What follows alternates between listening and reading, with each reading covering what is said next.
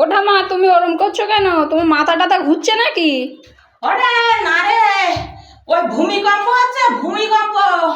তাই ওই আমার গা মাথা সব ঘুরতেছে, ভূমিকম্প হচ্ছে। কোথায় ভূমিকম্প হচ্ছে? আমি তো এই ভালো দাঁড়িয়ে রয়েছি। আমি আসলাম রাস্তা দিয়ে, কোথাও কিছু হচ্ছে না তো। এটা কি ভূমিকম্প হচ্ছে না? না তো।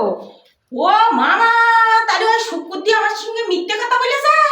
কি সর্বনাশ! আমি ওর বাড়ি গেলাম, তা আমার বলতিস কি ভূমিকম্প হচ্ছে, তাই ছুটে বাড়ি আইছি। আসলে তো আমি মনে করতিস কি ভূমিকম্প হলে বোধহয় এইরকম এরকম করতে হয়। তাহলে বোধহয় তোমার অনেকদিন আগের কথা বলেছে। তাই দেখেছ কেরা মিথ্যে কথা বলে। আমি পাড়ার সঙ্গে আর কিচ্ছু দেব না, ও সব সময় মিথ্যে কথা বলে। আর আমি কাজকর্ম ফেলে রেখে আমি সেবে বাড়ি ছুটেছি, তা কোন জায়গায় ভূমিকম্প কিচ্ছুই না। আর পড়ে পড়ে আমার এবার মাথা ঘুরতেছে, দেখো দিনি মাথা ঘুরতেছে। যদি ভূমিকম্প হয় তখন একটু গা হাত পা টলে, তা তুমি ইচ্ছা করে এরম করছো কেন? ও বাবা, আমি মনে করি ভূমিকম্প হলে ওইরকম করতে হয়।